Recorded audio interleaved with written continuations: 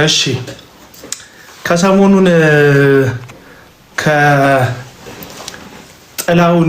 ከጥላውን ጸጋዬ ከአገልጋይ ጥላውን ጸጋዬ ወይም በተለምዶ ስም አጠራር ነብይ ጥሌ ከሚባለው አገልጋይ ቸርች እየወጣች አንዲት ሴት አንድ ነገር ተናግራ ነበርና ምንድነው የተናገረችው? ይሄን የመሰለ ቆንጂዬ ጋቢና መልክ ይዤ ስንት ገርዳሜ በመኪና እየሄደ እኔ እንዴት በዚህ ሁሉ ዝናብ እቀጠቀጣለሁ ብላ ነው የተናገረችው። ልጅቷ ከቸርች ነበር የምትወጣው። ያው ገርዳሜ የምትላቸው ዛው ቤተክርስቲያን ቸርች ውስጥ አብረዋት ያሉ ሴቶችን ነው ገርዳሜ የምትላቸው። እና ይሄንን ሂደት ተከትሎ እዚህ ሶሻል ሚዲያ ላይ ራሱ እንደ ፕሮቴስታንት ተወካይ አድርጎ የሚያስብ እንዳልክ የተባለ ግለሰብ ላይቭ ላይ ገብቶ ያመንሽበትን የፈለግሽውን የመናገር በታለሽ አይነት ነገር ሲናገር ሰምተናል። እንደምታውቁት እንዳልክ ደግሞ የጥላውን ጸጋዬ ቸርች የሚዲያ ተጣሪ ወይም ተወካይ የሚዲያ ክፍላቸው አገልጋይ እንደሆነ በተለያየ ቦታ ሲናገር ሰምተናል። እና እንደው አገልጋይ ጥላሁን ምን እያሰብክ ነው በእነዚህ ልጆች? አንደኛ ስለ ኢየሱስ ክርስቶስ መወጋት መሞት የነገርከው ሰው ቤተክርስቲያን አብረዋት ረድፍ ላይ የሚቀመጡ ዘማሪዎችን ወይም አገልጋዮችን ወይም ደግሞ አባላትን በዚህን ያክል ደረጃ ገርዳሜ ብላ የምትሳደብ ባለጌ ያሳደጋት አይነትን ሴት በቤተክርስቲያኑ ውስጥ መኖሯ ራሱ አንተን በተመለከተ ጥያቄ እንዲያሳድር አያደርግም ወይ? አገድካት ወይ? ይህንን ቪዲዮ ማለት ነው ጥላውን ካየው ምናልባት ዩቲዩብ ላይ ከጫኑልህ ይቺ ልጅ የሥነ ምግባር እግድ ወሰድክባት ወይ?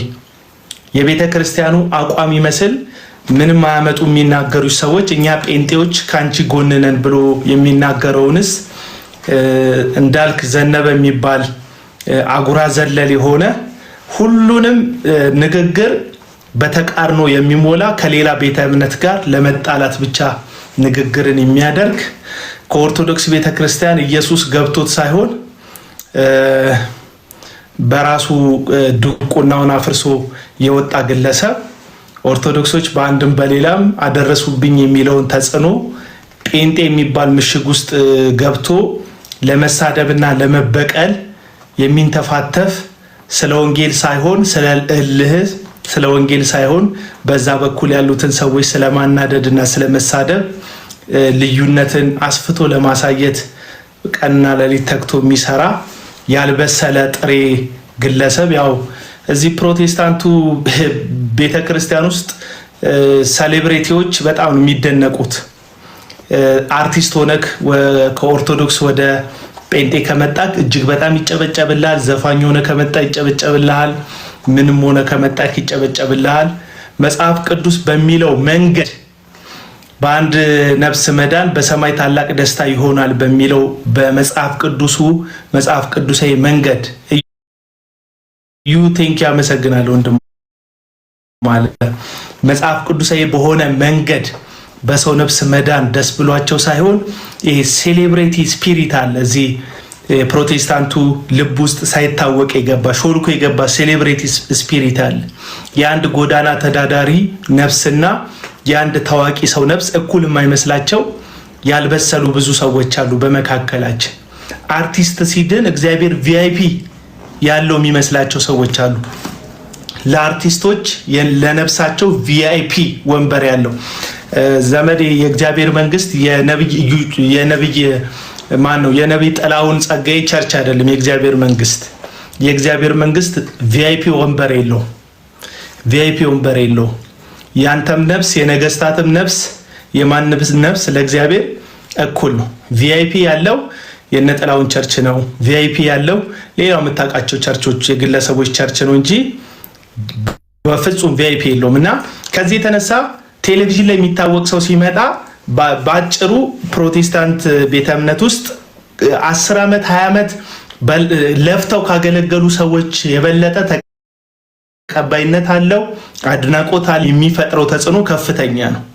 ለምሳሌ አርቲስት ሆነ ስትመጣ ዓለም የገፋ እንኳን ብትሆን ማንም አይፈልግ እዚህ ሚዲያ ላይ ቢሆን ጴንጤ ስለሆንክ ብቻ ሰዎች ሊያጨበጭቡልህ ሲሞክሩ ታያለህ። ሰው ሲመጣ መቀበሉ፣ ሰው ሲመጣ ዌልካም ማለቱ ጥሩ ነው። ወደ ቤተ እምነት ማንም ያደርገዋል። እነ ወንድሞቻችን እነ ደምረው እንኳን ከፕሮቴስታንት ወደ ኦርቶዶክስ ሲሄድ በደንብ ነው አቀባበል የተደረገላቸው። ችግር የለውም ሰውን ሲመጣ መቀበል። ግን ይሄ ሴሌብሬቲ ስፒሪት ጤነኛ ስፒሪት አይደለም። አንድ ሰው ዝነኛ በዓለም ላይ ስለሆነ በእግዚአብሔር ዘንድ ዝነኛ የሚመስላችሁ ሰዎች አላችሁ። እንደዚህ የሚባል የእግዚአብሔር ዓለም አሰራር የለም። እና ከዚህ ጋር ተያይዞ ማን ነው እንዳልካቸው ዘነበ ወደ ሶሻል ሚዲያ ፕሮቴስታንት ነኝ ብሎ ራሱን ሲያስተዋውቅ እንደምታውቁት ተቀባይነቱ ጨመረ፣ ተወዳጅነቱ ጨመረ። እንኳን እግዚአብሔር ረዳው እንኳን ጨመረለት። ነገር ግን ያንን እግዚአብሔር የሰጠውን ተቀባይነት ወይም ሰዎች የሰጡትን ተቀባይነት በፍጹም በትክክለኛው መንገድ ማኔጅ እያደረገው ነው ብዬ አላምንም። ለምንድን ነው እንደዛ ማላምነው? በተለይ ከኦርቶዶክስ ቤተ እምነት ጋር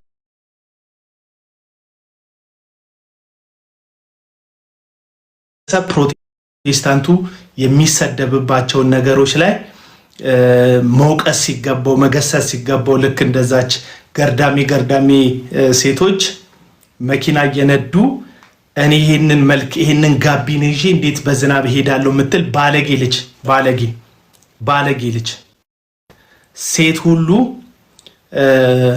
እግሩን ከፍቶ ሴት ሁሉ ሴትነቱን ሽጦ ገንዘብ መኪና የሚያገኝ የሚመስላት ባቸው የሚሰሩ አረብ ሀገር ያሉ አውሮፓ ሀገር ያሉ አገር ቤት ያሉ ተቀጥረው የሚሰሩ በመንግስት መስሪያ ቤት በግል መስሪያ ቤት የራሳቸውን ንግድ አቋቁመው እየተማሩ ያሉ በጭንቅላታቸው የሚያስቡ በጣም ብዙ ሴቶች ባሉበት እቺ አንዲት ሴት በአፏ በተጸዳዳቸው በራሷ ጥፋት ምክንያት ልትገሰጽ እንደ ቸርች ቅጣት ልትቀጣ ሲገባት ወይም ምንድነው የስነ ምግባር እርምት እንድታደርግ ቤተክርስቲያን ቅጣት ልትቀጣት ሲገባ እኛ ፕሮቴስታንቶች አብረንሽ ነን ብለ ላይቭ ላይ ገብተ ልታጨበጭብላት ሞክራል።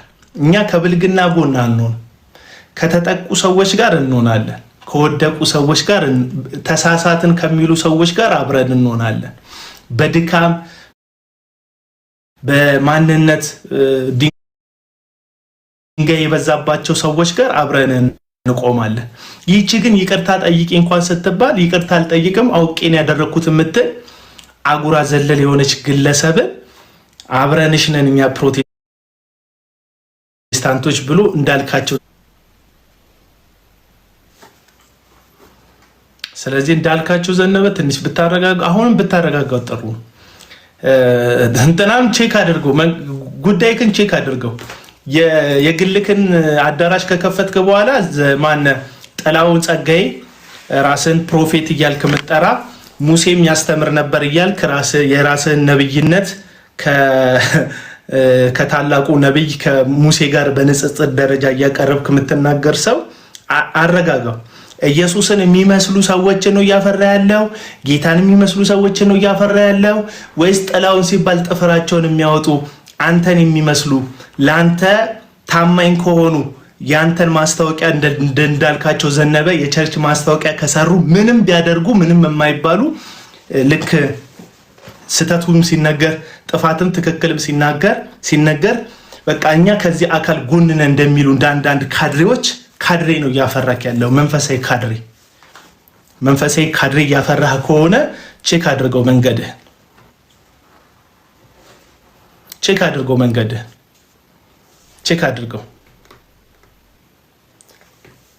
ቼክ አድርገው።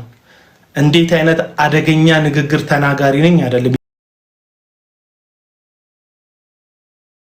የአንድ ሰባኪ መመዘኛው ኢየሱስ ክርስቶስን የሚመስሉ ሰዎችን ደቀ መዛሙርትን ለጌታ ማፍራት። አብዛኞቻችሁ ሰባኪዎች ለራሳችሁ እንጂ ለጌታ ደቀ መዝሙር አታፈሩ። አብዛኞቻችሁ ሰባኪዎች ለራሳችሁ እንጂ ለጌታ ለኢየሱስ ክርስቶስ ደቀ መዛሙርትን አታፈሩ። ስለዚህ እናንተን የሚመስሉ ሰዎችን ነው እየጠፈጠፋችሁ የምትጋግሩ። አማርኛቸው የሚያምር ህይወታቸው የማያምር። ስለዚህ ነብይ ጥላው ቼክ አድርገው ራስህ። በተለይ በእንዳልክ በኩል በእንዳልክ ተወክለ ከሆነ እንዳልክ የሶሻል ሚዲያ የሚዲያ ዘርፍ አገልግሎት ውስጥ ተሳትፎ የእናንተን ቤተክርስቲያን ያስተዋወቀ ከሆነ ቼክ አድርገው ራስህ፣ ቼክ አድርገው። የምትናደዱ ሰዎች ኮመንታችሁን አላነበውም። እሺ እንትን ስክሪን እየተንቀጠቀጠ ነው፣ አላነበውም። ስለዚህ ብዙ አትናደዱ፣ ኮመንት ላይ አትናደዱ። ስለ ኢየሱስ ምንም ሲባል ቅርማ ይላቸው በአገልጋይ ከሌ ሲባል ጦርና ጩቤያቸውን መዘው የሚወጡ ሰዎች ነው አሁን እዚህ ሚዲያ ላይ የበዙት። አሁን በዚህ ሰዓት ጴንጤ ደግሞ በቋፍ ላይ ነው ያለው። ታውቃላችሁ፣ ገበናችን ሁሉ አደባባይ ላይ ነው። ገበና ምላችሁ ያው ገበና ብላችሁ ስለምታስቡት ነው። እንደ ጴንጤ የተዝረከረከ ትምህርት እርስ በርስ የሚጋጭ ያድ ሰባኪዎች የተሞላ የራሳቸውን ጽድቅ እንደ ባንዲራ ከመትከል በስተቀር ስለ አካሉ ማስቡ፣ ስለ ሰው ማይጨነቁ የግላቸውን አዳራሽ ገንብተው 3 እና 4 ቤት መገንባት ከዛ ምእመኑን በሰማይ ቤት ተዘጋጅቶላል እያሉ የሚፎግሩ ፎጋሪ ሰባኪዎች የተሰበሰቡ። ጳውሎስ ሊሄድ እናፍቃለሁ ሲል የሚናፍቅ ህይወት ይዞ ነው። ከእግዚአብሔር ጋር ልሆን ከጌታዬ ጋር ልሆን እናፍቃለሁ ቢሄድ ለኔ መልካም ነው ሲል ጳውሎስ አሸንክታብ አብዝቶ አይደል 4-5 ቤት ገንብቶ አይደል አለ። የእናንተ ኢየሱስና የሐዋርያቱ ኢየሱስ ምን እንደሚያገናኛቸው እየገባን አይደል። አትፍረድ ይፈረድብሃል ይላል አንድ ሰው። ፍርድ ማለት ምን እንደሆነ እስካሁን ድረስ አላወቃችሁም። ኮመንት ላይ ደግሞ የሱ ፊደሉም ጎላ ያለ ፍርድ ማለት ወዳጅ ይሄንን ስላደረጋችሁ ሞት ይገባችኋል፣ ስቅላት ይገባችኋል፣ እናንተ መሞት አለባችሁ ስል ነው። ፍርድ እስካሁን አልፈረድኩም። እንደዚህ ናችሁ ነው እያልክ ያለው የሆኑትን ማለት። ለምሳሌ የሰረቀው ሰውዬ ሰርቀሃል ብል እየፈረድኩበት አይደለም። ፍርድ የሚባለው ሰርቀሃል ማለት አይደለም። ፍርድ የሚባለው ምን መሰለክ? ፍርድ የሚባለው መስረቁን መናገር ሳይሆን ስለሰረክ ያላመክሮ 3 ዓመት አሰር ያለው ካልኩ ፍርድ ነው። ፍርድ ማለት ብያኔ መስጠት ማለት ነው። ሰውየው እንዲሞት ሰውየው እንዲጠፋ ፍርድ ስትሰጥ ፍርድ ይባላል። ፍርድ እንደሱ እኮ አይደለም። ፍርድ ሌባውን ሌባ ማለት ፍርድ አይደለም። ለምሳሌ ሐሰተኛውን ሐሰተኛ ማለት ፍርድ አይደለም። ፍርድ ውሳኔ መስጠት ስለ ድርጊቱ የዘላለም ህይወቱ ላይ ወይም እጣ ፈንታው ላይ መወሰን ማለት ነው ፍርድ። እና እኔ ፈርጃ አላውቅም።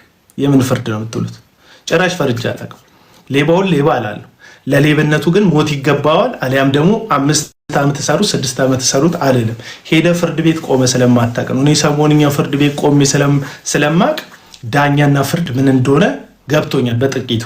ለምሳሌ ከ10 ቀን በኋላ ተመለሱ ይላል ዳኛው። የዳኛው ንግግር በጣም ትንሽዬ በቃ በቃላቶቹም የተመጠኑ ናቸው። የሱ ንግግር ግን ፖሊሶቹን ያዛል፣ አንተን ያዝሃል፣ ፍርድ ቤቱን ያዘዋል። ስለዚህ ዳኛው 10 ቀን ከቀጠረክ በ3ኛው ቀን መቅረብ ፈልጋለሁ ስላልክ አትቀርብ። ስለዚህ የዳኛው 10 ቀን ፍርድ ነው ይወሰንብሃል። ነፃ ነህ ካለ ዳኛው ሀገሪቱ ውስጥ ነፃ ትሆናል። ነፃ አይደለም ካልክ ደግሞ ትታሰራለህ። ፍርድ ዳኛ እጅ ነው ያለው። እኛ ዳኛው ደግሞ እግዚአብሔር ነው። እኔ እየፈረድኩባቸው እንደሆነ የሚሰማችሁ ሰዎች ፍርድ እየሰጠው አይደለም። ስለዚህ ጥላውን ቼክ አድርግ ራስህ። እኔ 2 ሐሰተኞች አሉ ብዬ ነው ማምነው። አንዳንዶቹ ስለ ኢየሱስ አጣፍጠው ይነግሯቸዋል። ላይፋቸውን ተመልከቱ። ግን የግል ቸርች ከከፈቱ በኋላ አናንዋር ስታይላቸው ይቀየራል።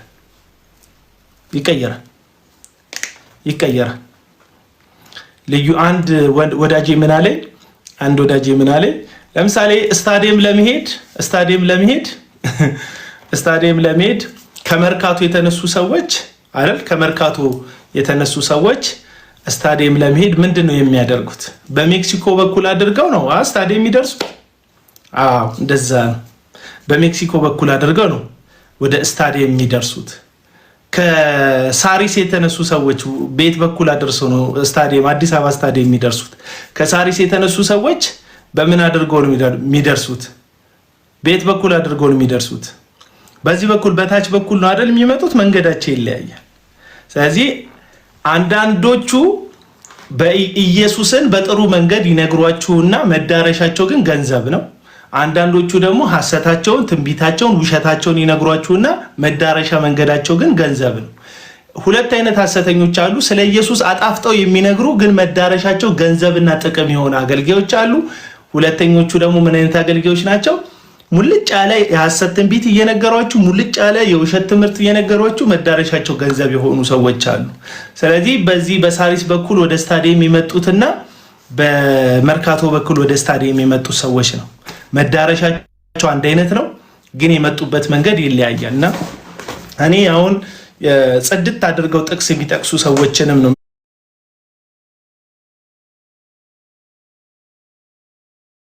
ምጠራጠራቸው እውነቱን ለመናገር ጽድት አድርገው ውስጥ ስብከት ከዛ ከስብከቱ በኋላ ያለውን ማንነቱን ማውቀው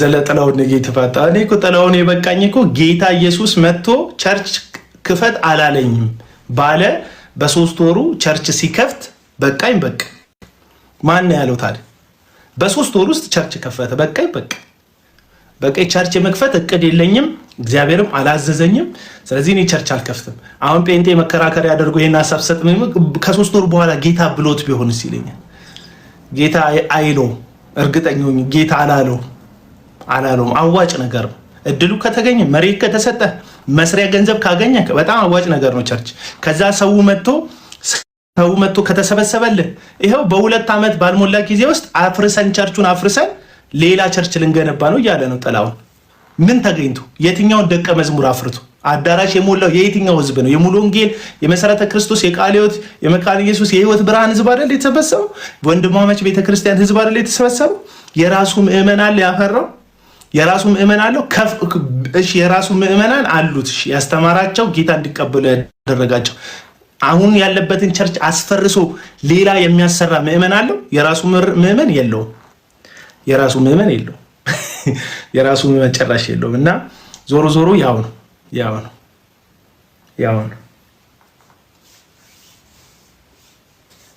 አንተ ክፈት ይላል አሁን እኔ ቸርች እውነቱን ለመናገር እኛ ሰፈራውን ላፍቶ ውስጥ ቸርች ልክፈት ብል አልከፍትም ለምን በቂ ቸርች አለ በጣም በቂ ቸርች አለ በነገራችን ላይ ስለ አንዳንድ ሰው ስናገር አንዳንድ ሰው እየቀነስኩ ነው የምመጣው አንዲት ልጅ አለች ኦርቶዶክስን የጠመደች ሂዊ ነው ምናምን የምትባል ልጅ አለች ኦርቶዶክስ ላይ ቪዲዮ እያወጣች የምትሰራ የነ አማን ሻሎምን ምናምን ቪዲዮ አቀናብራ የምትሰራ የሌሎቹንም ወንድሞች ቪዲዮ እያቀናበረች ሂዊ የምትባል ልጅ አለችና እሷ አሁን በጣም እመቻት ነበር ማን ነው ትዝታው ሳሙኤል የሚባል ጣዖት ነበራት ትዝታው ሳሙኤልን ስነካው ጠላት ሆነች መሳደብ ጀመረች መራገም ጀመረች በየኮመንቱ ታሳድደኝ ጀመር ታፉ እንዲነሽ አሁን በቃ ታሳድደኝ ማን ነው ጣዖቱ የነበረው ትዝታው ሳሙኤል ያንዳንዱ ሰው ጣዖት ማን ነበረ ዮናታን አክሊሉ ያንዳንዱ ሰው ጣዖት ማን ነው በጋሻው ደሳለኝ ያንዳንዱ ሰው ጣዖት ደግሞ ያልነካችሁት ሰው አለ አውታሩ ጣዖት የሆነበት ሰው አለ አውታሩ ዘማሪ ጣዖት የሆነበት አሁን ሃና ተክሌ ብዬ ሐሳብ ብሰጥ ያና ተክሌ ጣዖት አያውቁትም ራሱ መቼ እንደሚመጣባቸው አላ ሃና ተክሌ ምናምን ብዬ አሁን አስተያየት ብሰጥ ሃና ተክሌን ሳያውቁ ጣዖት ያደረጉ ሰዎች አሉ ልባቸው ውስጥ ዘማሪ ጣዖት የሆነባቸው ሰባኪ ጣዖት የሆነባቸው ነብይ ነኝ የሚል ግለሰብ ጣዖት አሁን እዩ ጩፋ ጣዖት የሆነባቸው ምእመናን አሉ እዩ ጩፋን ከነካክ በህይወትክ ራሱ ሊመጡ ይችላል ነው አንድ ሞዴሬተሪ ጠላውን በያሳብሰጥ አይኗን ፍጥጥ አድርጋ የአይኗን ፍጥጥ ያለች የቃመቿን ኢሞጂ አደረገቻት የቃመቿን ኢሞጂ እንደዚህ ያለችውን ኢሞጂ አሁን አደረገች ጠላውን ጣውቷ ነው መሰለኝ እውነቴን ነው የጌታ ኢየሱስ ክርስቶስ ደቀ መዛሙርት መሆኑ ማሳያ መሆናቸው አንዱ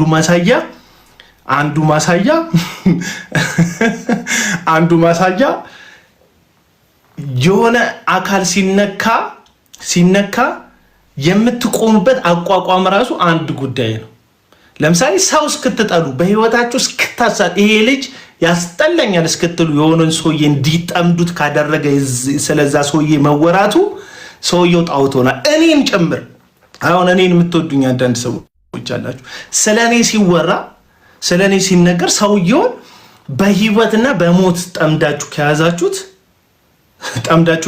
እኔ ጣዖት ሆኛለሁ ማለት ልክ አይደለም ማንም እዚህ ውስጥ ግለሰብ ጣዖት ሊሆንባቸው አይገባም። ስለምንድን ነው የሚናገረው ብላችሁ መዝኑ። እሺ ለዚህ ነው ጳውሎስ ክፍልፍል ያለ የቆሮንቶስ ሰዎች እኔ የጳውሎስ ነኝ፣ እኔ የአጵሎስ ነኝ፣ እኔ የኬፋ ነኝ ያሉትን ኬፋ ሞቶላቸዋል፣ ጳውሎስ ተሰቅሎላቸዋል። ኢየሱስንም ብለው በቡድን ስለያዙት ኢየሱስስ ተከፍሏል ወይ እንደናንተ ተከፍሏል ወይ ብለው ጳውሎስም የሆነ ኬፋም ሆነ ሌሎቹ በአካሉ ላይ እንደ ተካይ እንደ ኮትኳች ነው የሚያገለግሉት፣ የሚያሳድገው እግዚአብሔር ነው ይላቸዋል። ስለዚህ በጣም ተጠንቅቃችሁ የምትወዱትን ሰው መከላከል እንዳለባችሁ አስባለሁ መከላከል አለባችሁ። ግን በነፍሳችሁ የሆነን ሰው እስክትጠሉት ድረስ ለዛ ሰውዬ ብላችሁ ከቆማችሁ ሰውየው በልባችሁ ሳታውቁት ጣዖት ሆኖባችኋል ማለት ነው። ስለዚህ ሰባኪ ጣዖቶች አውጡ። ጸዴ ሰባኪ ሊሆን ይችላል። አሁን ጥላውን እኔ ስብከቱ በቃ ጸዴ ነው፣ እንደዚህ እየሰበከ ታለቅሳለህ፣ ትፈሳለህ። አሁን ጥላውን ሲሰብክ በቃ ጸድት ያለ ስብከት ነው የሚሰብከው፣ ልብ ሊፈስ ምናምን ይችላል። ጸዴ ነው በቃ ጥላውን ስብከቱ ምናምን ደስ ይላል። እኔ አሁን ከስብከቱ ጀርባ አሁን የጀመረውን የራሱን ተቋም ካቋቋመ በኋላ ቀድሞ ያልነበረውን ምን አገኘ ሰውየው? ድሮ ቸርች ሲያገለግል ነበር። አሁን ፋይናንሻል ፍሪደም ሲያገኝ 3 ቤት ገዝቶ ከሆነ ቼክ አድርጉት። 3 ቤት መኖሪያ ቤቱ ገባ። ድሮም እንደምናውቃቸው የግል ቸርች ከሱ ቀድሞ የከፈቱ ሰዎች ከነሱ የሚለየው እሱ ባለመክፈቱ ነበር። ከፍቶ እሱ አገኘ። በጣም በተለይ ፋይናንሻሊ ሰዎችን ቼክ አድርጓቸው የግል ቸርች የሚከፍቱትን ሰዎች ማለት ነው። እኔ አውቃቸዋለሁ።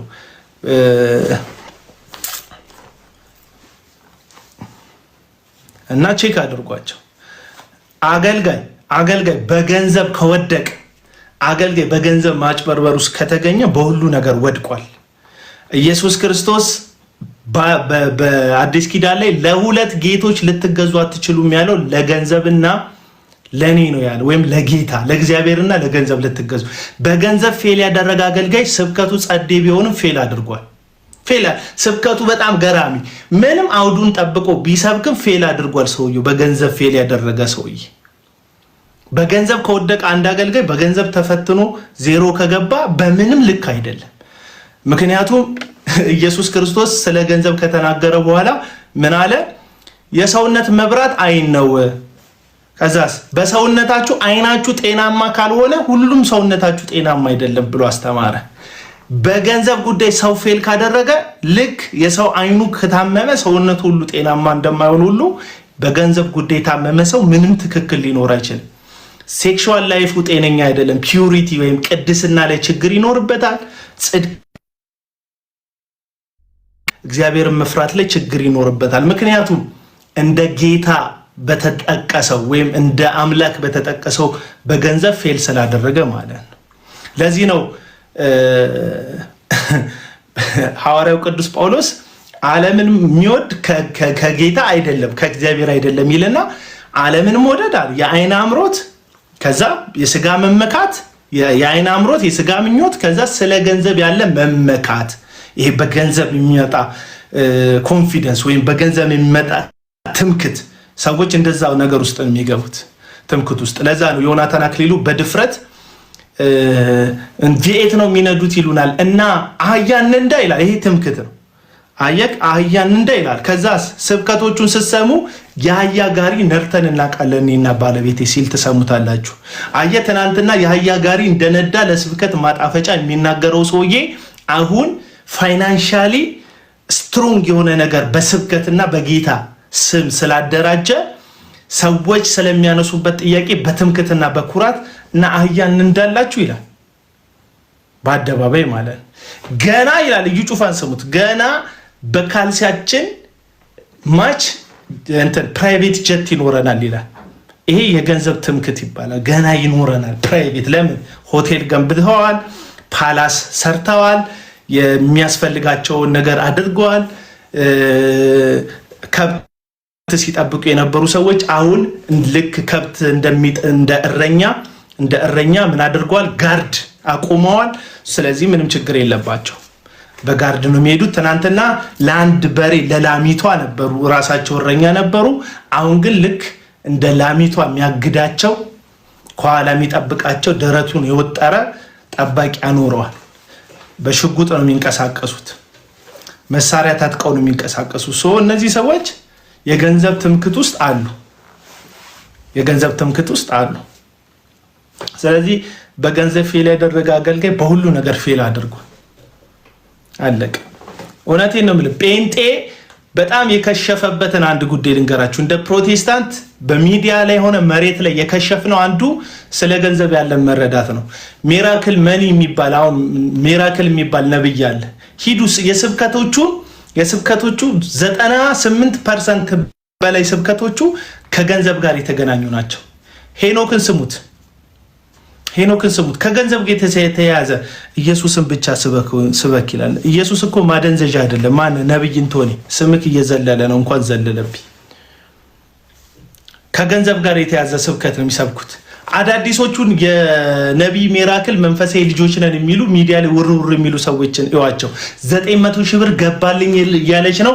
በእምነት ቡኩን ይዞ አሜን የሚል ያልታሰበ ገንዘብ ይገባለታል። 62,000 ኮመንት አይቻለሁ እኔ አሜን አሜን የሚል ኮመንት ስለ ገንዘብ ትንቢት ነገር እስቲ ሁላችሁ ሞክሩ። እዚህ ውስጥ ያላችሁ ሰዎች በድፍረት ጮክ ብላችሁ በኃይል እየተወራጫችሁ ያልታሰበ ገንዘብ ይገባላችኋል ምናምን እያላችሁ ትንቢት መሰል ነገር እስቲ ተናገሩ። በጣም ብዙ ሰው አሜን ነው የሚላችሁ። ለምን ብሎ የሚጠይቃችሁ የለም። ምክንያቱም የፕሮቴስታንት ማህበረሰብ በዚህ ዓለም ሲሳይና በገንዘብ ፍቅር ተይዟል። 62,000 ኮመንት አይቻለሁ። ሁሉንም አንብቤ ያለው እያልኩ አይደለም፣ ግን 62,000 ኮመንት መግለጥ እስኪከብደኝ ድረስ እንደዚህ ኮመንቱን ወደ ላይ ማድረግ እስኪከብደኝ አሜን አሜን አሜን አሜን እያሉ የባንክ አካውንታቸውን ነው የሚጽፉት ኮመንት ሴክሽን ላይ ማለት ነው። ለምን ይመስላል ይሄ ሁሉ አሜን የመጣው? አይኖ ሀገር ውስጥ ነው ያለነው፣ ገንዘብ ያስፈልገናል። እኔ ባለፈው ለቤት ኪራይ እንኳን ነገሮች ቸግረው ራሱ የሆነ ምክንያቴን አቅርብ ያለው ቸግሮኝ 30 ብር ቻሌንጅ አድርጉኝ ብዬ ሰዎች እግዚአብሔር ይስጣችሁ ሰጣችሁኛል። ወጥቼ ግን በጌታ ስም በሚራክል ስም የሆነ ስም ለኔ ያደረጋችሁ ሰዎች እጥፍ ይገባላችኋል ምናምን ብዬ ሰክሼ አይደለም የጠየቅኩት። እውነቴን የጠየቅኩት እውነቴን ስለጠየቅኩ የሚረዳኝ ሰው ሁሉ ሰፖርት አድርጎኛል። እግዚአብሔር ይመስገን። ኪራዩንም ከፍያለሁ፣ ከእዳም ነፃ ወጥቻለሁ። በእናንተ በእግዚአብሔር እርዳታ ማለት ነው። በቃ ገንዘብ አያስፈልግም እያልኩ የሚመስላችሁ ሰዎች አላችሁ። ገንዘብ በጣም ኢምፖርታንት ነገር ነው ለሰው።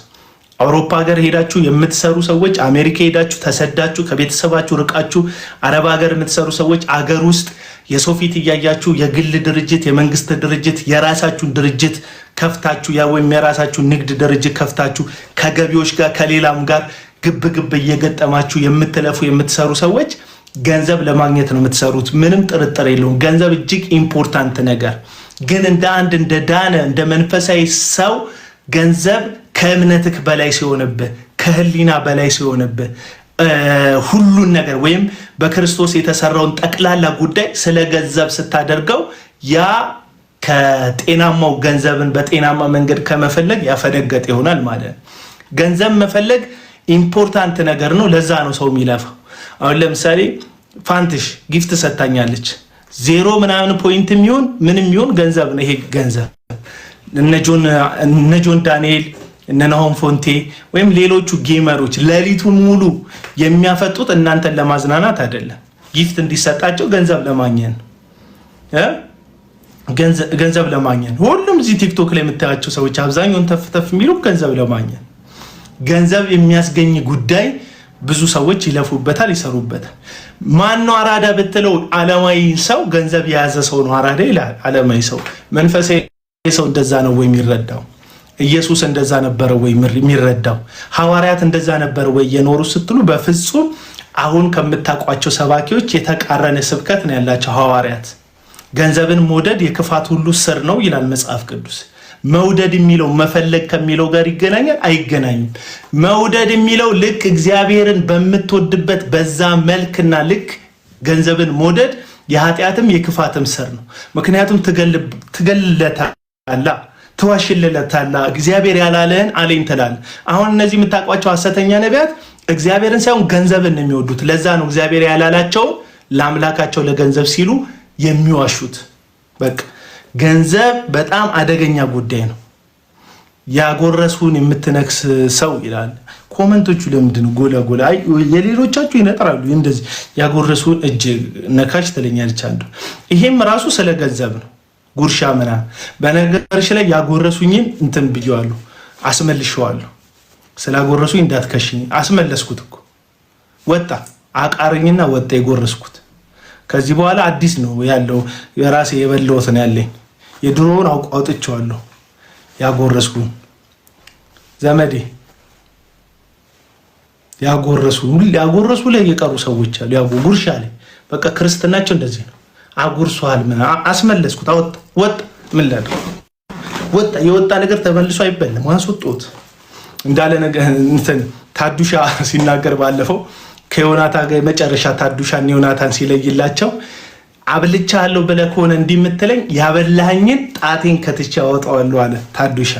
ጣቴን ከትቼ ያበላኸኝን እኔም ልክ እንደ ታዱሻ እንደዛ ጣቴን ከትቼ ነው ያወጣሁት። ጣቴ ያበላኸኝን በወዴ ልትይዘኝ እና ምን ልላችሁ ፈልጌ ነው፣ ኢትስ ኦል አባውት መኒ።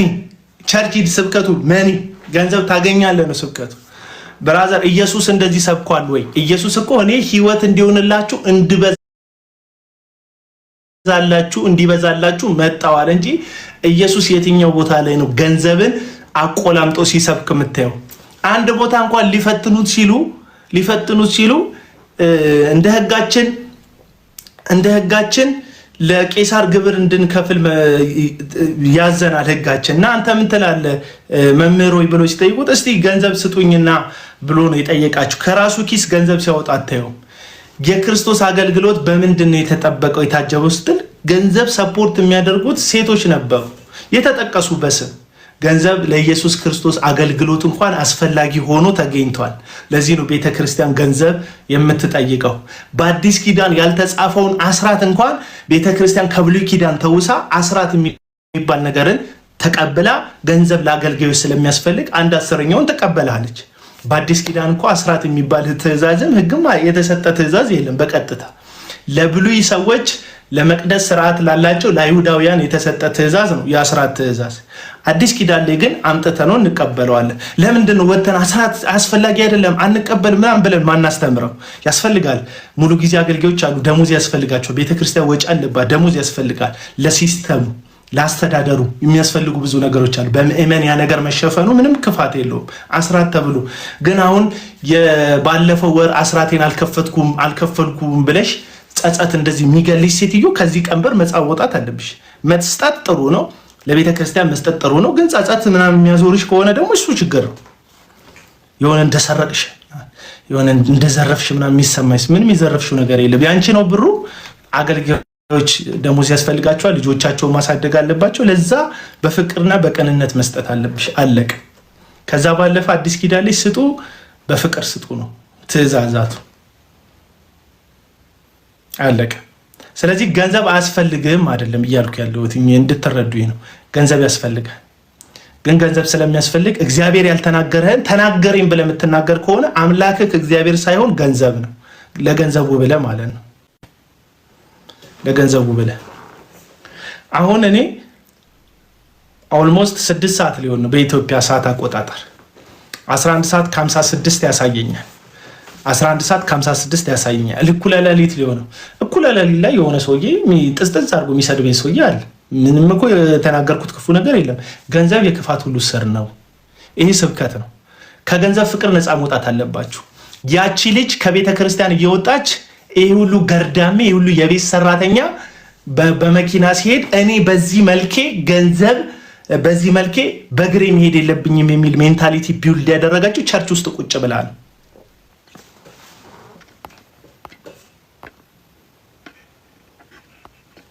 ቸርች ውስጥ ቁጭ ብላ ነው። ቸርች ውስጥ ቁጭ ብላ ነው። ስለዚህ እቺ ልጅ ስለ ገንዘብ ያላት ምልከታ፣ ስለ ሴትነት ያላት ምልከታ ጥላውን ቸርች ሆኖ እሱ ኢየሱስ የተወጋበት እንትን ሜትር ርቀቱ እዚህ ጋር ጅራፉ ሲያርፍበት እዚህ ጋር እንትኑ ሲያደርግበት የተጓዘበት ርቀቱ እያለ እዚህ ለቲክቶክ በጣም ጸዴ የሆኑ ንግግሮችን መድረክ ላይ ሆኖ ያመርታል። እሱ ቸርች ቁጭ ያለች ሴትዮ ግን ገና አብረዋት በክርስቶስ ኢየሱስ ሞትና ትንሣኤ በማመን ድነናል ብለው የሚያምኑ ሴቶችን መኪና ውስጥ ስለገቡ ገርዳሜ ፊት ነው ያላቸው እያለች በጌታ አብረዋት በጌታ የሆኑትን ሴቶች ታዋርዳለች፣ ትሰድባለች። ልጅቷ አይታታል። መዳን ራሱ ምን እንደሆነ አልገባትም። ይቺ ሴት መዳን ምን እንደሆነ አልገባትም። በክርስቶስ ኢየሱስ ዳግም መወለድ፣ የዘላለም ተስፋን መያዝ፣ የእግዚአብሔርን መንግስት ወራሽ ለመሆን በእምነት መተከል አልገባትም። ገና ልጅቷ የአፍንጫ መሰላከክ ላይ ምናምን ነው ያለችው። ሜንታሊቲ አይታ የክርስቶስ ኢየሱስ የሆኑ ሰዎች እኮ ከመልክ አልፈናል እኮ የልጁ መልክ ነው። አሁን እኮ እኛ ውስጥ የሚታየው የአቡና አገጭ ለምቦጭ እኮ አይደለም መንፈሳዊ ህይወትን ኢምፖርታንት የሚያደርገው። አቡና ፊቱ ረዘም ያለ ጺም እንደዚህ ያለው አይኑ ምናምን ያለ ኮስታራ ምናምን የሚመስል ልጅ ነው። ሲያወራ ፈጠን እያለ የሚያወራ ልጅ ነው። አለቀ በቃ። ማተር የሚያደርገው እኮ መንፈሳዊ ህይወት ላይ የልጁ መልክ ይባላል። ይሄ መልክ የመሰላከክ መልክ አይደለም። ኢየሱስን ቁርጥ ትመስላለህ ሲባል ካራክተሩን እኔ የዋ በልቤም ትሁት ነኝ፣ ስለዚህ እኔን ምሰሉ ከኔም ተማሩ፣ እኔ ቀንበሌ ቀሊልና ልዝብ ነው አለ ኢየሱስ። ኢየሱስ ከኔ ተማሩ ያለውን ስትሆን የእግዚአብሔር መልክ ባንተ አለ፣ ወይም የልጁ መልክ ባንተ አለ። ትህትናውን፣ የዋህነቱን፣ ገርነቱን፣ ቸርነቱን ስትመስል አሁን ቸርች ውስጥ ምንለካካው ስል ትከሻ ለመለካካት አይደለም። ምን ያህል ገብቶናል የሚለው ነገር የሚሰላው ኢየሱስን በመምሰላችን ልክ ነው እንጂ ባገጭ በለምቡጫችን አይደል። አሁንም በአፍንጫ ስፋት ሰውን ትለካል። አሁንም በቅላትና በጥቁረት ሰዎችን ትመዝናል አትመዝንም። ይህቺ ሴት ግን ከቤተ ክርስቲያን ወጥታ እሷ የሆነች ከሷ በመልክ የምታሰይ በውጫዊ ማንነት በመልክ ሰዎች በፈጠሩት መመዘኛ። በነገራችን ላይ ሁላችንም ቀሽተናል። ቀሽትነታችን እንደ አካባቢያችን እንደ ስነ ልቦናችን ይወሰናል። እንደ ስነ ልቦናችን ይወሰናል ቀሽትነታችን። አለቀ። በሆሊውድ ፊልም ላይ እንትን በድግምት በመተት ምናምን የሚፋ ወንዶቹ ስራ ያስኪያጁ ምናምን ሚስቱን ጥሎ እንትን የሚወሰልትላትን ሴክሬታሪውን ብታያት እኛ ሀገር ብትመጣ አይሆንም። ፊቷ እኮ አይሆንም። ፊት አየ ፊት የናይጄሪያ ፊት ለናይጄሪያውያን አማላይ ህዝብን ከህዝብ የሚያጋጨው የናይጄሪያ ቆንጅዬ ሴት እኛ ሰፈር ብትመጣ አይሆንም። በቃ ወደኛ ማህበረሰብ አየ ፊት እንደ ማህበረሰብ ይለያያል። ግን አንድ ዓለም አቀፍ አለ። አንድ ከዚህ ከውበት መመዘኛ በፊት የነበረ ከዚህ ከውበት ልኬት በፊት የነበረ አንድ መልክ አለ። እሱ መልክ የእግዚአብሔር ልጅ የክርስቶስ ኢየሱስ መልክ ይባላል። አለቀ። የእግዚአብሔር ልጅ የኢየሱስ ክርስቶስን መልክ ነው የቸርች ውስጥ ማተር የሚያደርገው። የእንትና አገጭ፣ የእንትና ለምቦጭ፣ የእንትና ዊግ ምናምን አይደለም ማተር የሚያደርገው የልጁ የኢየሱስ ክርስቶስ መልክ። ለዚህ ነው ሮሜ መጽሐፍ ምዕራፍ 8 ላይ ሲናገር ልጁ በብዙ ወንድሞች መካከል በኩር ይሆን ዘንድ አስቀድሞ የመረጣቸውን የልጁን መልክ እንዲመስሉ አስቀድመ የተወሰንከው የኢየሱስ ክርስቶስን መልክ እንድትመስል ነው ወዳጅ። የጸጋው ራሱ የመጨረሻ ግብ እግዚአብሔርን እንድትመስል ማድረግ ነው አይደል? ቲቶ መጽሐፍ ምዕራፍ 2 ቁጥር 11 ላይ ዓለምን ሁሉ ሰዎችን ሁሉ የሚያድን የእግዚአብሔር ጸጋ ተገልጧል። ይህም ጸጋ ምን ይላል? ይህም ጸጋ ኃጢአተኝነትን፣ ዓለማዊ ምኞትን ክደን የተባረከውን ተስፋችንን ታላቁ አምላካችንን መድኃኒታችንን ኢየሱስን እየተጠባበቀን አይደል ራስን በመግዛት ከዛስ እግዚአብሔርን መምሰል እንዴት እንደሆነ ያስተምረናል። በዚህ ዘመን እግዚአብሔርን መምሰል ነው ጸጋው የሚያስተምር። አሁን ጸጋ የሚመስላቸው ሰዎች እንዴት ነው ምናምን ሰይጣን ማስወጥ ምናምን፣ እሱ አይደለም ጸጋ። እሱ የጸጋው ኃይል ሲገለጥ የሚያልፍ ነገር፣ የስሙ ጉልበት እንዲታወቅ የእግዚአብሔር እጅ በመካከላችን እንዳለ እንዲታወቅ የስሙ ስልጣን የሚያመጣው ነው። ይሄ አጋንንት ማውጣት ምን ብትለው እውነተኛው ጸጋ ግን ምንድነው የሚያደርግ? ኃጢአትን ድክድ ያደርጋል። ዓለማዊ ምኞትን ከውስጥ ፈንቅሎ ያወጣል። ይሄ ገንዘብ ሚሊዮነር ቢሊዮነር ትሆናለህ የሚል ትንቢት እንድትናገር አያደርግም። ይሄ ጸጋ በየትኛውም ዘመን የገንዘብ መልእክትን ለሰው አያመጣም። ልብ ቅርፍ ይላል። ኖሮክ እኮ አይደል ብራዘር፣ በባዶ ኪስ በባዶ ኪስ ደስተኛ እንድትሆን ያደርጋል። ምክንያቱም ጸጋው ምንም ላይ አይደለም የሚመሰረተው፣ የልጁ ሞትና ትንሣኤ ላይ ነው የተመሰረተው። ኢየሱስ መስቀል ላይ በመቆረሱ፣ ኢየሱስ መስቀል ላይ ደሙን በማፍሰሱ እግዚአብሔር ያለ ልክና ያለ ስስት ላመኑበት ልጁን ላመኑበት ሰዎች ጸጋውን አፍስሶላቸዋል። ይህ ጸጋ ውስጥክ ዓለምን እንድትንቃት ያደርጋል። ከተማ ውስጥ ሆነ ገዳማዊ ያደርጋል። ገዳማዊ ማለት ምንም የማይነካ ልክ ኦርቶዶክስና ካቶሊክ እንዳሉት የማያገባ ምናምን ማለት ሳይሆን ከኃጢአት ጋር የማይጋባ ያደርጋል። ገዳማዊ የከተማ መናኛ ያደርጋል። ከተማ ውስጥ እንቢ እንድትል ያደርጋል። ምክንያቱም ኢየሱስ የጸለየው ጸሎት ማለት ከዓለም እንድታወጣቸው ሳይሆን ከዓለም እንድትጠብቃቸው ጸልያለሁ አለ ዮሐንስ ወንጌል ምዕራፍ 17 ላይ። ከዓለም አይደለም ያወጣል፣ በዓለም ውስጥ ግን ሆነን የዓለምን እንቢ እንድንል፣ የዓለምን ኃጢአት፣ የዓለምን ግብዣ፣ የዓለምን ርኩሰት፣ የዓለምን ክፋት እንቢ እንድንል በጽድቅ በእውነት እንድንኖር ያደርገናል። ምኑ? ጸጋው። አሁን ፕሮቴስታንት ውስጥ ያለው ጸጋ እንዴት ነው የሚተረጎሙ? አሩምባ ቱንቱምፑ ቱምፑ ይሄ አይደለም የጸጋው ጉል። ጸጋው እንድንለፈልፋል ሚዲያ ላይ ወተን ማይነገር ቋንቋ እንድንናገር አይደለም የሚያደርገን። ጸጋው 3-4 ሚስት እንድታገባ ያደርገም ጸጋው። ይሄን እንድታቀው ነው ጸጋው። እንደዚህ ያደርግ እንዴ እንድትንቅ ያደርጋል። እና ይቺ ልጅ ኢየሱስ ክርስቶስን እንድትመስል የተሰጣትን ጸጋ፣ የእግዚአብሔርን ጸጋ አልገባትም። መልክ ላይ ናት ያለችው። ስለዚህ እቺ መንፈሳዊ አይደለች፣ ጥሬ ስጋ ናት። ጥሬ ስጋ፣ ለዛው ጥሬ ስጋ። ማክሰኞ ላይ አልሸጥ ብላ ሮብ የገባባት ጥሬ ስጋ። አይ ጾመኛ ነን ያሏት ሰዎች ሮብ ዕለት ከማክሰኞ ተርፈክ ሮብ ከመጣ ጾመኛ፣ አይ ጾም ነው ዛሬ ሮብ ነው ስጋ አልበላም። እቺ ማክሰኞ ላይ ተሰቅላ ሳትነካ ሮብ የገባባት ጥሬ ስጋ ናት። እውነቱን ነው የምነግራችሁ። ጥሬ ስጋ ለመብሰል በጣም ብዙ ማገዱና እሳት የሚያስፈልጋት ጥሬ ስጋ ናት። እንቢ በቃ ጾመኛ ነን ያሏት ሰዎች። ምክንያቱም እሷ በምትለው መለኪያ እነዛ ሴቶች በመኪና ባጠገቧ ያለፉ፣ በእሷ መመዘኛ አፍንጫቸው ያልተሰላከከ፣ ቁመናቸው ያላማረ ሴቶች፣ እነዛ ሴቶች ማክሰኞ ላይ የተወሰዱ ናቸው፣ ፈላጊ ያገኙ ናቸው። በእሷ አማርኛ ሴትነታቸው ሌላውን ያነሳሳ። ሁሉም ሴት በወንድ አይደለም በነገራችን ላይ ገንዘብ የሚያገኘው።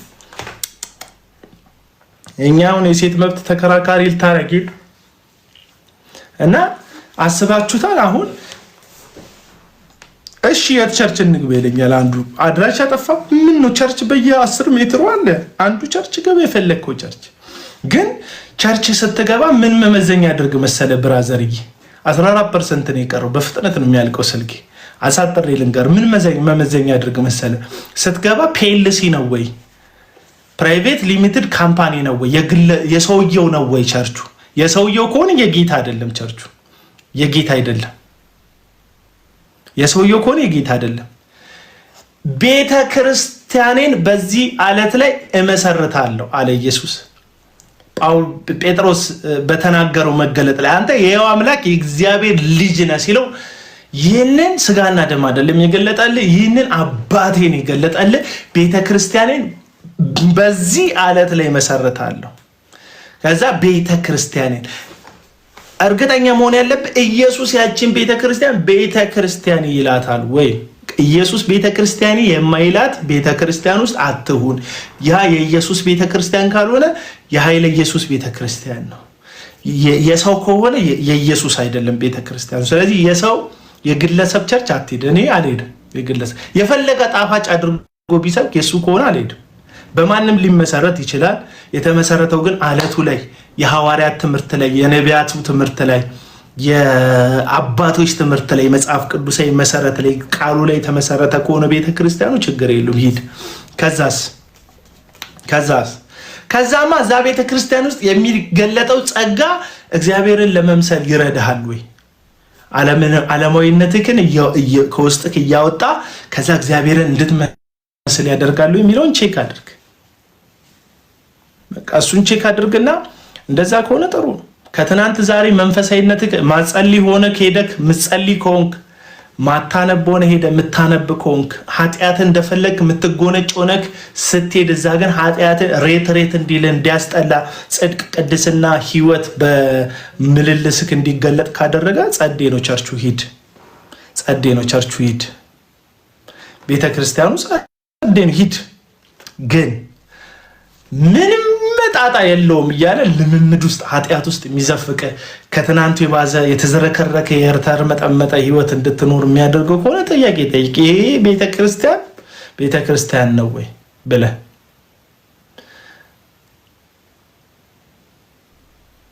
ሐሰተኛው ኢየሱስ የሚመለክበት አትሂድ ይላል ወንድማችን። እና ዞሮ ምንድነው ልትለን የፈለከው ካላችሁ ከቤተክርስቲያን የምትወጣ አንዲት ወጣት ልጅ በሷ ቋንቋ መልከኛ ልጅ አብረዋት ቸርች ውስጥ አግዳሚ ወንበር ላይ ወይም አብረዋት የተቀመጡ ሴቶችን ገርዳሚ እያለች የምትሰድብበት እንዴ! ከቸርች እኮ ሰው ሲወጣ ዝማሬውን ያስታውሳል፣ ስብከቱን እያሰላሰለ ይወጣል። የዛሬው ስብከት ድንቅ ነው እያለ ይወጣል።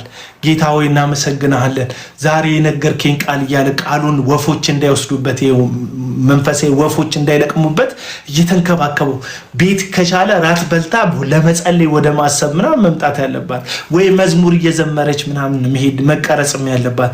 ዛሬ የሰማሁት ቃል ነው ልትለን የሚገባው ግን ከቃል ወጣ፣ ከጸሎት ወጣ፣ ከአዳራሽ ወጣ እሷ አብረዋት የተቀመጡ በኢየሱስ ክርስቶስ አምነው ድነዋል ብላ የምታሰባቸውን ወገኖቿን ገርዳሚዎች ብላ ሰደበቻቸው። እና ይሄንን ሰምቶ ጥላውን የሱ ቤተክርስቲያን አባል እንደሆነ ሰምቻለሁ።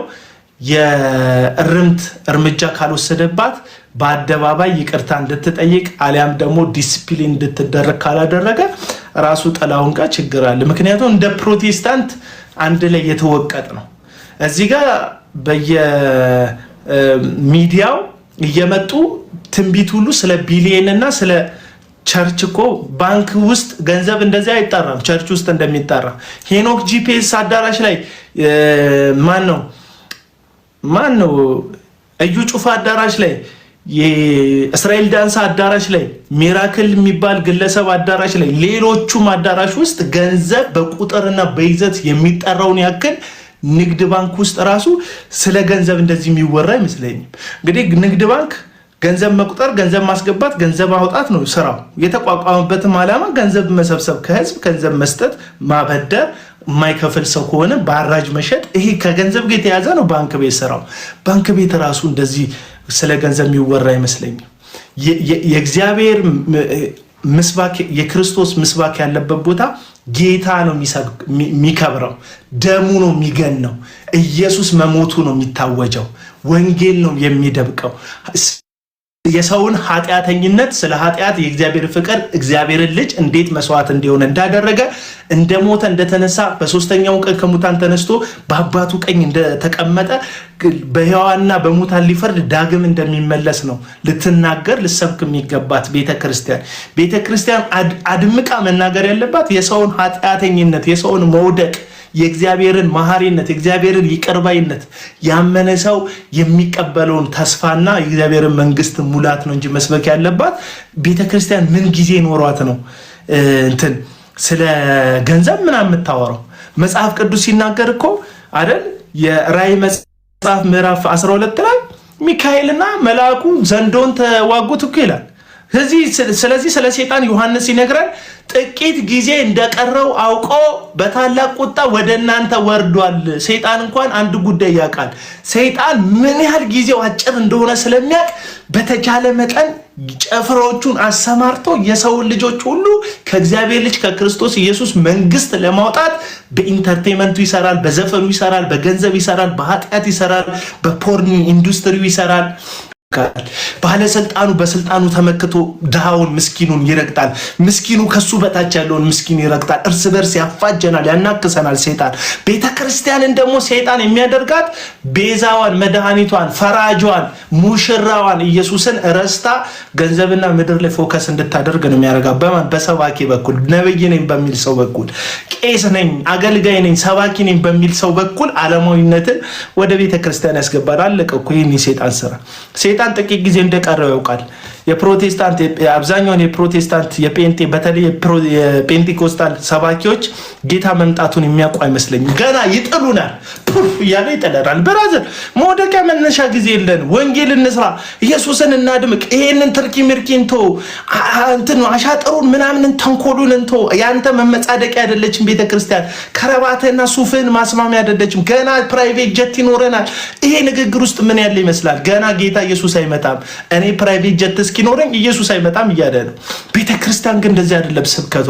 ኢየሱስ ካረገ ሐዋርያቱ ትክ ብለው ወደ ሰማይ ሲመለከቱ የሐዋርያ ሥራ መጽሐፍ ምዕራፍ 1 ላይ ማለት ምዕራፍ 1 ላይ እነዛ ነጫጭ የለበሱ ሰዎች በሰው መልክ የተገለጡት መላእክት መጡና የገሊላ ሰዎች ስለምን ወደ ሰማይ ትኩር ብላችሁ ትመለከታላችሁ? ይህ ሲሄድ ያያችሁት ኢየሱስ ክርስቶስ ደግሞ ዳግም ይመጣል። በቃ የጴጥሮስ መልእክት ምንድን ነበር? ሂድና መልእክቱን አንብበው። ይመጣል ነው፣ ይመጣል። ሰይጣን እንኳን ተጠብቋል ለፍርድ ይላል። ይመጣል። ጳውሎስ ምን ይላል? ይመጣል። ማራናታ ይላል ዮሐንስ ራእይ መጽሐፍ ላይ ቶሎና አሜን፣ ጌታዊ ቶሎና። ይህ ቤተክርስቲያንና መንፈሱ ምን ይላሉ? ኢየሱስ ይመጣል። አሁን ተጠፍ ያልክ አንተ ሾው ታሳየናለህ። ሰይጣንን የማለፋለፊያ ጊዜ ነው ቸርች እኮ ያላት። አሁን ሄድና ፔንቴኮስታል ቸርች ውስጥ ሰይጣን እንዴት ነው ያስካት? ሰይጣን ደግሞ በጣም ነው የሚመቸው። ዋናው ያንተን ጊዜ መብላት፣ አንተን ከኢየሱስ ክርስቶስ ላይ ማንሳት፣ ነብዩ ላይ ትኩረት እንድታደርግ ማድረግ አይደለ ስራው። ስለዚህ ምን ይላል?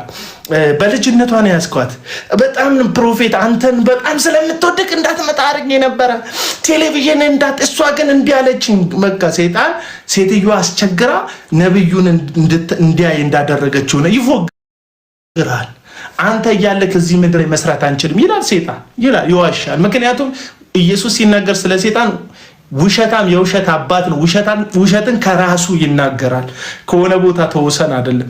ሕፃን ልጆች ሲዋሹ ካያቸው ከእናታቸው ተውሰው ነው፣ ከአባታቸው ተውሰው ነው፣ ከማህበረሰቡ ተውሰው ነው ሕፃናት የሚዋሹት። አባት እናትን ሲዋሹ ካያቸው እነሱም ሕፃን እያሉ ከአባት ከእናቶቻቸው ተውሰው ነው። ሰይጣን ከራሱ ነው እኮ የሚዋሹው፣ የውሸት አባት ነው። ቸርች መቀለጃ የያዙት፣ ቸርች ውስጥ መቀለጃ። ሂድ ሙሉ ወንጌልን ግንባታ ላይ ናት። ጌታ እንደማይመጣ ነው የገባቸው። ሂድ መሰረተ ክርስቶስ፣ ሂድ ቃለ ሕይወት፣ ሂድ። አሁን ቅርብ ጊዜ ራሱ ወገኖቻችን ወጥተው እየጠየቁ ነበር እነ ፓስተር ጌቱ ምናምን ለሐዋሳ እኔ ስለ ልማት ስላደረጉት ነገር ደስ ይለኛል። ለሐዋሳ የሐይቅ ልማት እኔ ደስ ይለኛል። ቢገነባና ጊዜ ካለን ሄደን ማየት ጥሩ ነው ሲገነባ። የሐዋሳ እንትን የሐይቅ ዳር ልማት ቤተክርስቲያን 100 ሚሊዮን አምጪ ተብላለች እና እባካችሁ ስጡ፣ የቤተክርስቲያን ድርሻ ነው ስጡ እያሉ እየጠየቁ ነበር። አይታል በቃ ቤተክርስቲያን ከሚሽን ወጣለች። አሁን ፓላሶችን የምንገነባው አውሮፓ ሀገር ያሉ ትልልቅ የካቴድራሎችን ተመልከቷቸው። ወጣት የለም፣ ባዶ ሆኗል። አሜሪካ ውስጥ ከ15 እስከ 30 ሺህ አንዲት ቁጥር ከተሳሳትኩ አንዲት የላከችልኝ ዶክመንታሪ ነበረ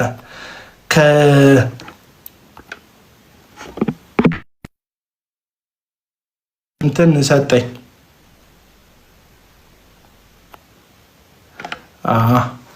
አንዲት የሰጠችኝ ዶክመንታሪ ነበር። አሜሪካ ውስጥ ከ15,000 እስከ 30,000 የሚደርሱ ቸርቾች እየተዘጉ ነው በዚህ ሰዓት፣ ምክንያቱም ወጣት የለም። ዶክመንታሪው ላይ ሳይ የመጨረሻ የጌታ እራት የሚበሉ ሰዎች አየሁ። ኮሜንቶች አይታየኝም። ጀርሚ ኮሜንት ጽፈዋል ግን አይታየኝም። ስልኬ እንትናል ግላለች እንደ ቀለመ ወርቅ ስልኬ እና ከ15,000 እስከ 30,000 ቸርቾች ተዘግተዋል፣ ይዘጋሉ በየአመቱ። ስማ ወገኔ፣ አየህ ፓላስ አቆመህ የሚረከብ ጀነሬሽን ከሌለ አሁን የኢትዮጵያ ፕሮቴስታንት ቤተክርስቲያን በጣም ሀብታም ናት። የኢትዮጵያ ኦርቶዶክስ ቤተክርስቲያን ሀብታም ናት። ምክንያቱም ኢትዮጵያ ውስጥ 85% በላይ ወጣት ነው ያለው። ታዳጊ ወጣት ህፃናት ናቸው ያሉት። አየህ እነዚህ ልጆች ማተኮራል። ገንዘብ ፈንድ የምታደርገው ቸርች ምን ላይ ነው? የኢትዮጵያ ፕሮቴስታንት ቤተክርስቲያን ፈንድ እያደረገች ያለችው ምን ላይ ነው? ህንፃ ላይ። ህፃናት ላይ ፈንድ ታደርጋላችሁ? አታደርጉ። ህፃናት ላይ ገንዘብ ይወጣል አይወጣም? ህፃናት ላይ ገንዘብ እናወጣለን። ትልቅዬ ሰንበት ትምህርት ቤት አለን ወይ? ኢንተርናሽናል ፕሮፌሽናል የሆኑ በትክክል የተማሩ የሰንበት ትምህርት አስተማሪዎች አሉን ወይ? ሰንዴይ ስኩል የሚያስተምሩ ህፃናት እንዳይበጠብጡን አይደለ ወይ የሆነ አዳራሽ ውስጥ የምንከታቸው? አየ ቤተክርስቲያን እንድትቀጥል ጌታ እስኪመጣ ድረስ የምትቀጥል ቤተክርስቲያን የሚቀጥለው ጀነሬሽን ላይ ነው ኢንቨስት የምታደርገው። የኦርቶዶክስ ቤተክርስቲያን የሰንበት ማቋቋሚያ ማደራጃ ማህበር የሚል አላት። ሰንበት ትምህርት ቤት ላይ የሆነ ጊዜ ላይ ተፈዞ ነበር። አሁን ግን በጣም ብዙ ኢንቨስት ታደርጋለች ቤተክርስቲያኗ። ኢዲ ኦርቶዶክስ ቤተክርስቲያን የሰንበት ትምህርት ቤት መምሪያ ማደራጃ የሚል መጽሐፎች አሏት። አንድ መጽሐፍ ገዝቼ ነበር። የዮሐንስ ወንጌል በቅዱስ ዮሐንስ አፈወርቅ የተተረጎመ የዮሐንስ ወንጌል መጽሐፍን በቅዱስ ዮሐንስ አፈወርቅ የተተረጎመ አሳታሚው ማን ይላል መሰላችሁ? የኢትዮጵያ ኦርቶዶክስ ቤተክርስቲያን ተዋህዶ በሰንበት ትምህርት ቤት ማደራጃ መምሪያ ማህበረ ቅዱሳን ይላል። የሰንበት ትምህርት ቤት ማደራጃ ሰንበት ትምህርት ቤት ማለት ህፃናቱ ያሉበት እስከ ወጣትነት ድረስ የሚቆዩበት ማለት አየህ። የፕሮቴስታንት ቤተክርስቲያን እንደ ቤተክርስቲያን ካውንስል የሚባል ስም ያለው ተቋም አለን። አንድ ነን ያልንበት አንድ ያልሆንበት ማለት ነው። በዛ በኩል አለ ወይ? የለም። ህፃናት ላይ ኢንቨስት አይደረግም። ኮንፈረንስ ምንድን ነው የሚያደርገው? ኮንፈረንስ ታዋቂ ሰባኪ ደና ፖስታ እንዲያገኝ ትርፍ ምንድን ነው? ቆይ የምትለኝ ሴትዮ አለች። ትርፌ ማይ አንቺ እየሰማሽኝ አይደል? ካልሰማሽ ውጭ ትርፌ እሱ ትርፌ ሀሳቤን መሸጥ የሚጠቅም ያልኩትን ሀሳብ ሚዲያ ላይ መሸጥ። ራሳቸውን የሚሸጡ ሰዎች አሉ ሚዲያ ላይ፣ ህሊናቸውን የሚሸጡ ሰዎች አሉ ሚዲያ ላይ። እኔ ደግሞ ሀሳቤን እሸጣለሁ ሚዲያ ላይ። የሚሰማኝ ይሰማኛል፣ ማይሰማኝ አይሰማኝ። እና አሜሪካ ውስጥ ያሉ ቤተክርስቲያኖች አብዛኞቹን እየተዘጉ ነው። ፕሮቴስታንት ቤተክርስቲያኖች ተርከምከም እያሉ እየተዘጉ፣ አንዳንዱ ክፍያ መክፈል ስላልቻሉ ትናንት ትልቅ አድርገ የገነቡትን ካቴድራል ማስተዳደር አይችሉም። ምክንያቱም ወጣቱ የለም። ወጣቱ ናይት ክለብ ነው። ወጣቱ ጭፈራ ላይ ነው። ወጣቱ ኤቲስት ሆኗል። እውነቴን ልንገራችሁ፣ ኤቲስት ማህበረሰብ እያበዛን እንሄዳለን። በተለይ ጦርነቶች ሲከሰቱ አይታችኋል። አሁን ወደ ሰሜን አካባቢ ላይ ጦርነቶች አሉ። ኢትዮጵያ ውስጥ ጦርነት ሲመጣ ሰው ብሌም ማድረግ የሚጀምረው እግዚአብሔር አምላኩን ይሆናል። ከእግዚአብሔር ጋር እየተቀያየመ ይመጣል። ህዝቡን ካልተከልከው፣ በመከራ ስለማለፍ ካልሰበከው፣ ከዚህ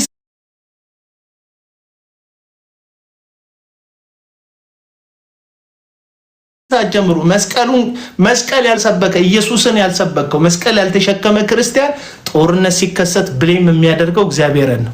አረ እግዚአብሔር የለም ነው የሚል አባት እናቱን ያጣ የተደፈረች በ5 በ6 ወታደር የተደፈረች ሴት ሄደክ ምን አይነት ወንጌል ተነግራታል? ሚራክል ኤቲኤም የሚያተርፋት ይመስላል? አትተርፍም። ሚራክል ኤቲኤም በአናት ተዘግዘቅ ነው የምትል የተደፈረች ሴት። በጦርነት የደቀቀ ማህበረሰብ፣ በረሃብ በጠኔ የደቀቀ ማህበረሰብ እግዚአብሔር አምላክን ወደ መጠራጠር ነው የሚመጣው። አውሮፓውያን መቼ እግዚአብሔርን ካዱት? በላይ በሁለተኛ ዓለም ጦርነት ነው እግዚአብሔርን የካዱት አብዛኞቹ በሁለተኛ ዓለም ጦርነት። ምክንያቱም እግዚአብሔር እንደዚህ አይነት መዓት ሲወርድብን፣ እንደዚህ አይነት ነገር ሲሆንብን የት አለ እግዚአብሔር ብለው ጥያቄ ቤተክርስቲያን መልስ አልነበራትም የተዘጋጀ። እነ ካቶሊክ ምናምን ትልልቅ ቤተክርስቲያን ናቸው መቀጠል ቻሉ። አብዛኛውን የፕሮቴስታንት ማህበረሰብ ግን ኤቲስት ወደ መሆን መጣ። አለቀ ብራሳ።